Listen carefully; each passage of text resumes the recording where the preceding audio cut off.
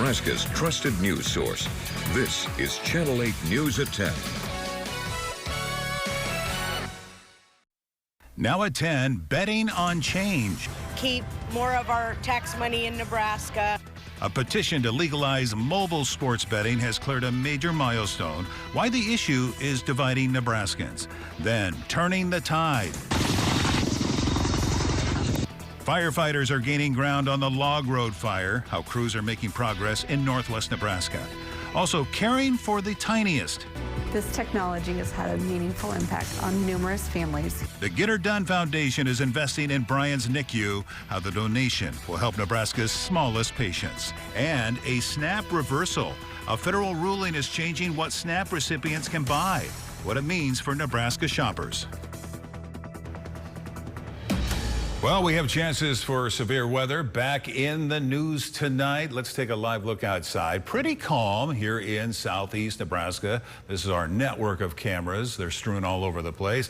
But some storms are moving through central parts of the state as we speak. Good evening, everyone, and thank you for joining us on this Thursday. I'm Rod Fowler. While we're keeping an eye on the sky tonight, the bigger concern is tomorrow. A lot of you have the day off. You'll be enjoying the outdoors, maybe out having a picnic out on the lake. And then there's the Uncle Sam 4th of July celebration here in Lincoln, right? And the weather could get nasty. Let's check in with meteorologist Dominic Ferraro for the latest. What concerns you the most, Dom?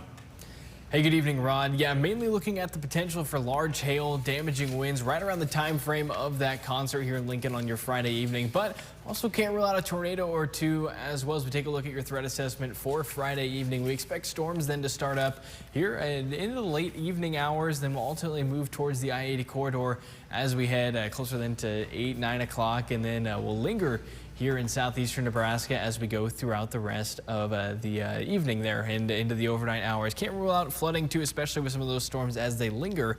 So something to keep an eye on going forward. Now bringing things back towards this evening, we do still have a severe thunderstorm watch in place for southwestern Nebraska and then portions of the Dakotas there right along the South Dakota and Nebraska border. Haven't really seen a whole lot of activity up that way yet. This current watch goes until midnight here, so a couple more hours left on that one. But in terms of severe weather potential, we may see an isolated storm or two along the I-80 corridor as we go throughout the rest of the evening, but still better chances for severe weather there up towards the north and east. In fact, models still got that kind of ramping up over the next couple of hours. Quick look outside here in your Barry Law camera. Temperatures at the moment 82 degrees, feels like the mid-80s. Still plenty muggy out there too with a light southerly breeze. We'll break down storm chances, what we got out there right now, what we can expect going into your holiday weekend coming up in a few minutes. All right, thank you, Dominic. New tonight, Nebraska could be the next state to legalize online sports betting. Boxes of petitions to possibly allow that to happen were turned into state officials today with hopes of getting the issue on November's ballot. The group behind this, called Tax Relief Nebraska, really has two goals: legalize and tax online sports betting, something they say will help lower property taxes, much like they say casino money does. Jake Holman tonight with reaction from both sides. Jake? Hey, good evening, Rod. Right now, there are 30 states in the U.S. that have legal online sports betting. The 20 of them that don't, well, Nebraska is included in that list. And as you mentioned, we're hearing from both sides on this matter. To keep more of our tax money in Nebraska. The latest push for mobilized sports gambling is taking one step further. Tax Relief Nebraska, a group coming together and gathering a petition and earning enough signatures to land this petition on the Nebraska 2026 ballot.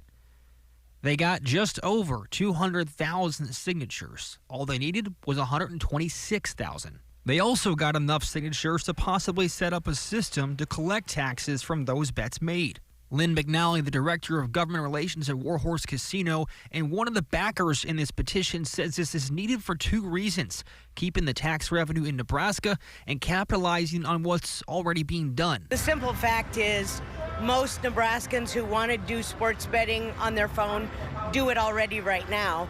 They just don't pay the taxes or do it legally. Or they go over to the first exit available on the Iowa side, pull their car up, place their bet on their app, and drive back to Nebraska. However, not everyone agrees with this petition, including Pat Lunger, the executive director of Gambling with the Good Life, who says, quote, "This is a sad day in Nebraska," and has concerns with young people becoming addicted. Well, because it's the most addictive form of gambling, and especially for young men. And so if you can have a college student that plays on his phone and gambles, they can lose their scholarship, they can lose their whole future. And for what? The Nebraska Family Alliance, also standing against it, stated in part, quote, the online sports betting initiative had to rely on millions of dollars from out-of-state gambling companies and false promises of tax relief to qualify for the ballot. This is no surprise. Nebraska is one of just 20 states to have yet to legalize online sports wagering, and McNally says this would be significant. Also added that Nebraska needs to have a firm grasp on where their tax dollars are going and to acclimate to the, quote, wave of the future. When it comes down to it, I think it's a pretty simple measure. I think it's something that everybody wants. They understand that doing things on your phone is the wave of the future, and I think it just makes sense to retain that revenue in the state. Now, today is July 2nd, right? Of course, so according to McNally, the Secretary of State has 40 days to verify that each signature on the petition is a registered voter in the state. So, at the earliest date, by August 11th, we'll find out if this petition will end up on that November ballot. If it does, though, McNally also says, quote, we are very confident it will pass. For now, reporting here in studio, Jake Holman, Channel 8 News. All right, we'll see what happens. Thank you so much, Jake. Developing now, containing the flames. And we do have some good news to report this evening. Firefighters are making steady progress on the Log Road fire in northwest Nebraska. Officials say containment has improved and crews continue to gain ground. The Log Road fire near Harrison is now 21% contained after burning more than 1,500 acres. There are no evacuations in place and no structures have been lost. Firefighters spent the day strengthening containment lines and putting out some hot spots, as you saw there. The Nebraska National Guard also helping with water drops, and dozens of soldiers and airmen also on the scene. A bomb threat at Nebraska Evangelical Lutheran High School in Waco has been determined to be a swatting hoax. Investigators say the call was made using an AI-generated voice. York County deputies searched the campus after the caller claimed explosive devices had been planted inside and outside the school, but they found no threat. New details now. A local fundraiser helping some of our youngest residents. Money raised during this year's Get Her Done Golf Classic with Larry the Cable Guy is donating additional giraffe Omni beds to Bryan Hospital's NICU units. It comes as the hospital prepares to expand its newborn intensive care units to serve more families. Over the last 11 years, the Get Her Done Foundation has donated over $650,000 to help us purchase specialized equipment. This technology has had a meaningful impact on numerous families here at the Bryan NICU. Bryan Hospital officials say the new beds also help regulate a baby's temperature while providing a quiet, protected environment for recovery. A federal court ruling is changing what SNAP recipients can buy here in Nebraska. The state says restrictions on some drinks will soon be lifted. The state DHHS says it's now working with SNAP retailers to remove restrictions on the purchase of soda and energy drinks. The change comes after a federal judge vacated the USDA's approval of Nebraska's food restriction waiver. State officials say many retailers will need some time, though, to update their systems before the restrictions are fully lifted. Well, right now, the latest new jobs report is out, and it came in below expectations. It shows U.S. employers added 57,000 jobs during the month of June. That's well below the 115,000 jobs that were expected. The places where we saw the most hiring last month are in industries like healthcare, social services, and construction. But the leisure and hospitality sector actually lost jobs last month. Well, new at 10, an iconic entertainment staple closing its last Nebraska location. After more than 40 years of birthday parties and family memories, the Chuck E. Cheese location on North 76th Street in Omaha has closed permanently. They say they could return to Omaha in the future, but they did not announce any timeline. The closing marks the end of the franchise's time here in Nebraska. I remember taking the kids to the Chuck E. Cheese here in Lincoln out by the mall years ago. We have plenty of more coming up after the break, such as Game On. A new business is hitting the road in central Nebraska. What makes this arcade different? And all new tomorrow morning. Patriotism on a budget. Inflation is impacting holiday celebrations. Wake up with Channel 8's Andrew Ward to find out how it's changing plans for the 4th of July. And storm chances look to crash any outdoor plans heading into the holiday weekend. I'll be making sure that you're up to date with those plans for the 4th of July and how you can be impacted. Coming up after the break.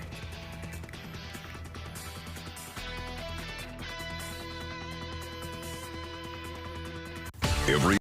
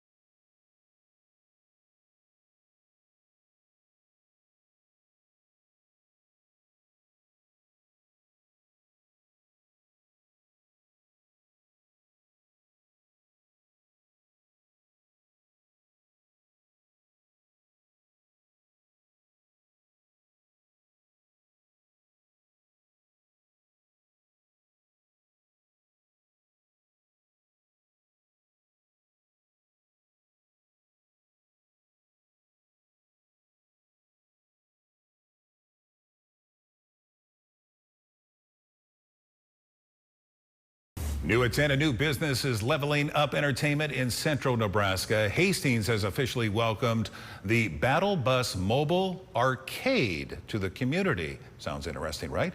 The city celebrated with a ribbon cutting. The new business bringing a video game experience directly to customers.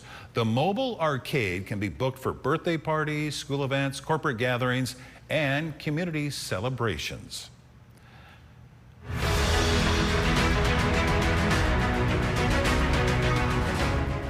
Well, Mother Nature may have other plans in store for the Uncle Sam Jam in Lincoln tomorrow. I'll make sure everybody is safe during this show. Hot temperatures and the threat of severe weather that Don was talking about, organizers say they've spent months preparing for every scenario. Safety is just one part of the planning. With storms possible later in the day, event organizers say they're ready to adjust if conditions change. Channel 8's Danielle Da Silva with what you should know before heading to Haymarket Park tomorrow.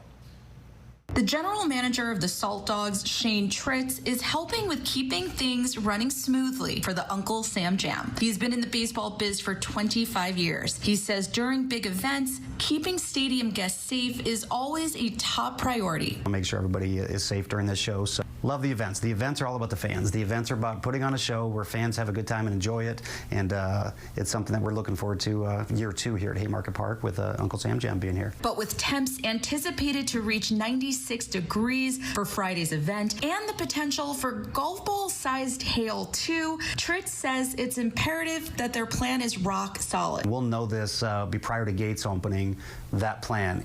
We're going to be meeting with the city of Lincoln in conjunction with myself. We'll be meeting tomorrow at 11 o'clock, and we have a meeting at 3:30 tomorrow just to be able to update everybody with what the plans are for it. The city has already changed the start time from 5 p.m. to 6 p.m. to help accommodate the high heat conditions, and Tritz Tritz says once everyone arrives, they will make sure the front gates remain wide open in case the elements hit and the need to get home comes up. If the situation calls for a shelter in place, first step is alert everybody, communicate to ensure we get people to safety. Obviously, everything will be relayed over the sound system. We also have a 30-foot by 60-foot video board that we can have messaging on that. After that, we put them in a protective area underneath the concourse, the public restrooms, areas that are protected from the weather.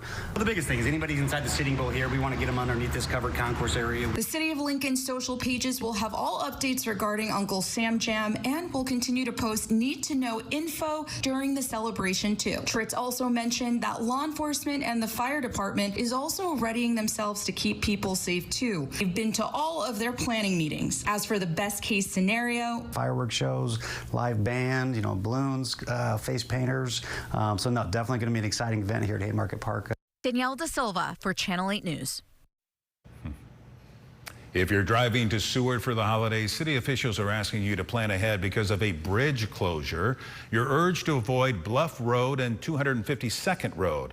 The Bluff Road bridge closure will prevent access into the city. Instead, officials are encouraging drivers to use highways 15, 34, or 238th Road via Waverly Road as their main routes in and out of the city through the holiday weekend. Well, ABC marking America's 250th birthday with a star-studded special from Nashville. It starts tomorrow night at 9 o'clock and goes through the 4th of July. Ryan Seacrest is hosting with performances from Reba McEntire, Tim McGraw, Boyz II Men, and more, followed by one of the country's largest fireworks and drone shows. It's all here, right here on Channel 8. Now, your Storm Alert Team forecast with meteorologist Dominic Ferraro. All right, well, several warnings we want to make everyone aware of as we start to see those storms fire up here, mainly for southwestern Nebraska, but starting to get a little more active in northern portions of the state as well. First, down here to southwest Nebraska, this warning for Dundee and Hitchcock County goes until 10:30. This storm is warned for then ping pong ball sized hail and 60-mile-an-hour wind gusts. These storms down in southwest Nebraska have been efficient hail producers. Many reports of 2 to 3 inch diameter hailstones, so anywhere from about the size of a lime to then about a baseball. That's about 2.5, so I mean even closer to 3 there, so about the size of a larger apple. So it's been busy for those storms down in southwest Nebraska. Plenty of hail out of that. And as we move closer to Lexington, then this for Dawson and Gosper County, also in place until 10:30. This for quarter-sized hail and 60-mile-an-hour wind gusts. And another severe thunderstorm warning for central Nebraska. This for Blaine, Custer, Garfield, and Loup counties. This goes until 11 p.m. That storm moving off to the north and east. Also warned for quarter-sized hail, 60-mile-an-hour winds. Then we all close out here in north central Nebraska for Boyd and Holt counties. This is close to Coleman, Nebraska, moving off then to the north and east. Looks like this is going to pass just to the north there of Niobrara. This is for half-dollar sized hail and is warned until 10:30 p.m. So if you're in any of these warnings, make sure you're putting your severe weather plan into place. Likely going to see several more warnings as we go through the rest of the overnight hours too, and throughout the day then for Friday. Quick look outside in the capital city. Honda of Lincoln camera, South 27th and Yankee Hill Road. Quiet night out there, though on the warm side. Temperatures still in the upper 70s and lower 80s across the state. There is a few 60s out there, though. That's in North Platte, likely underneath a storm there. But as we take a closer look then into southeastern Nebraska, low 80s for those current temperatures. 82 in Lincoln, 83 in Beatrice. And as we take a look at those dew points, it's muggy out there, folks. Lower 70s, excuse me, for the dew points. Upper 60s then for Hastings, Hebron, and just all around it feels like a very humid summer evening out there. And that's kind of what's fueling those storm chances. At the moment, kind of overperforming compared to what models had expected for this time, but close to the placement. We do really expect those storms to ramp up, though, in northeast Nebraska here shortly after midnight. It'll kind of ride right along the South Dakota and Nebraska border, ultimately try and move then off to the north and east. Maybe a quick dive to the south here very early on Friday morning, and could see a few more storms then for western Iowa, but we'll keep an eye on your storm chances here for the eastern half of the state. Other than that, there's going to be a brief break there as we head towards the afternoon. That allows the atmosphere to build some instability or storm fuel. And then as we head towards dinner time, could see a few more popping up in northeast Nebraska. We ultimately expect these to kind of take a dive then to the south and east over the next couple hours after that. And we're between 7 and 8 o'clock, working their way close then to the I-80 corridor, at least according to this model. And that's something to note because, as we mentioned, Uncle Sam Jam starting at Haymarket Park there. The music starts At 8 o'clock. So that's right when we have those storm chances bearing down on us, and it's not going to be in any hurry to move as they slowly work their way off to the south and closer to the Kansas-Nebraska line then by about midnight. And here's 2, 3 o'clock in the morning, still looking at least some rain chances before storm chances could continue into the early morning hours on your Saturday. In terms of severe weather potential, still keeping an eye on the northeast for that slight level 2 out of 5 risk this evening. Can't rule out an isolated severe storm or two along Interstate 80, so something to at least just keep an eye on. We'll continue to monitor this situation for you as we go through the overnight hours, but certainly the concern then as we head throughout your Friday evening and into the overnight with that enhanced level 3 out of 5 risk here in orange. That's means numerous severe storms will be possible, and as we mentioned, a couple tornadoes, 75-mile-an-hour wind gusts, and up to golf ball sized hail will be possible in the strongest storms that we see in our area. And depending on how far the south those storms push, if the further south they go, the less chance we could see a storm on actual Independence Day here on Saturday. But can't rule it out, so we do have that marginal risk in place for us here in southeastern Nebraska. Tomorrow, temperatures will range from the upper 80s then to lower and middle 90s. As we take a quick look then at your 10-day forecast, still looking at temperatures there in the 90s as we go through really the majority of the next week ahead. Sunday there, a brief break into the upper 80s, but it's going to feel hot, humid for some time. Now, Rod, on to weather trivia tonight. Kind of got a 4th of July themed one for you here. Which value is greater, the number of lightning strikes in the United States in a given year, or the number of fireworks set off for July 4th? Oh, it's got to be lightning strikes. It is, but it's probably closer than you think. It's about 40 million lightning strikes to then 20 million fireworks. So, I mean, I expected that to be kind of a wider margin, right. But, you know, there you go.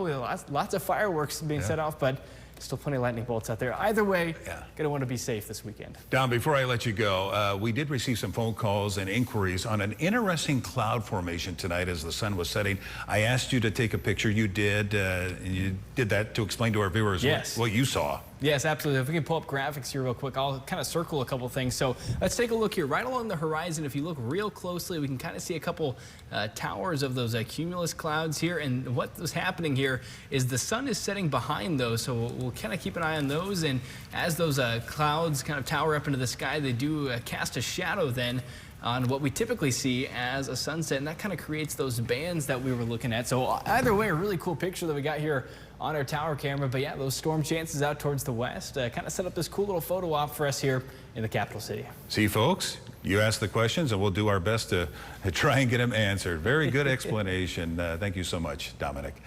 Coming up next, we're going to head into the sports zone to talk some baseball. Sports director Nate Johnson will join us after the break right here in the studio. Don't go anywhere. We'll be right back. Celebrate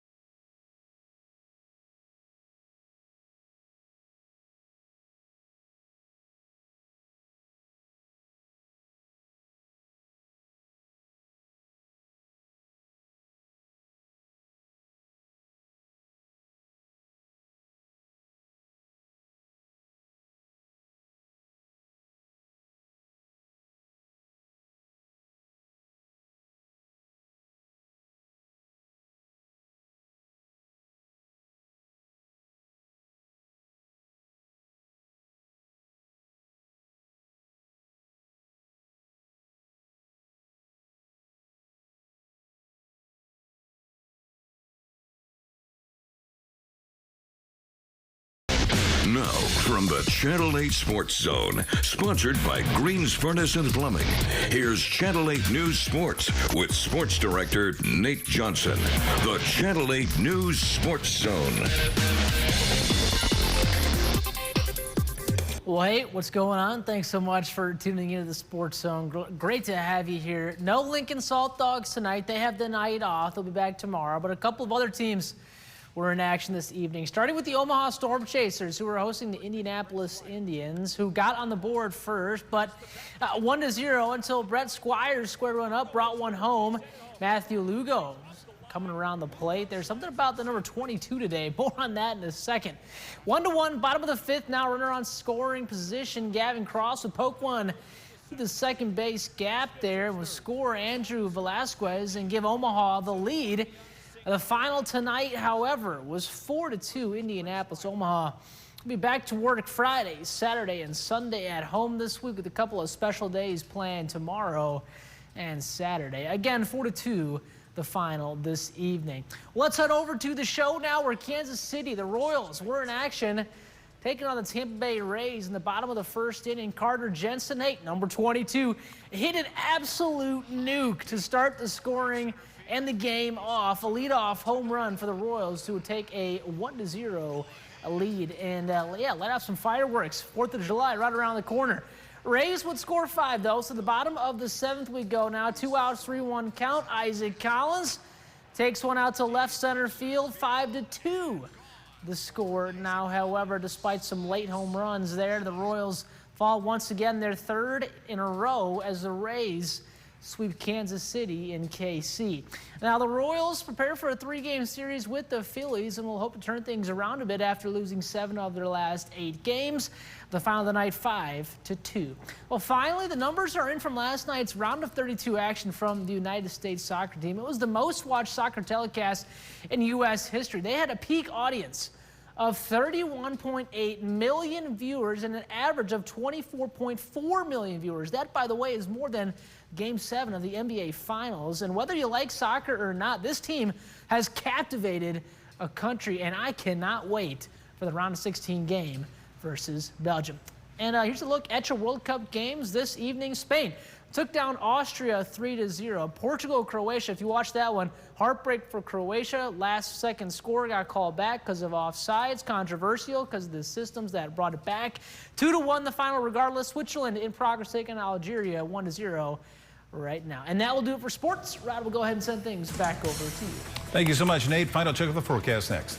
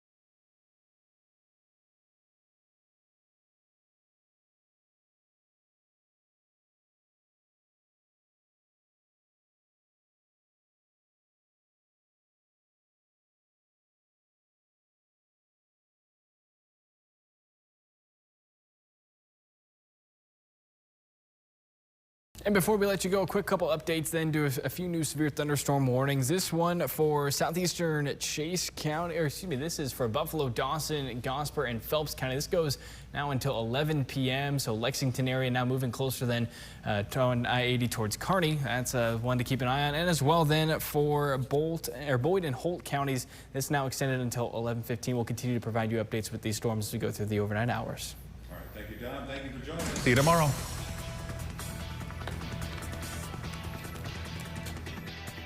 Come see us at our new South Point location. Locally owned, comfort-made mattress factory, handcrafted, built right here, and backed with a lifetime comfort guarantee.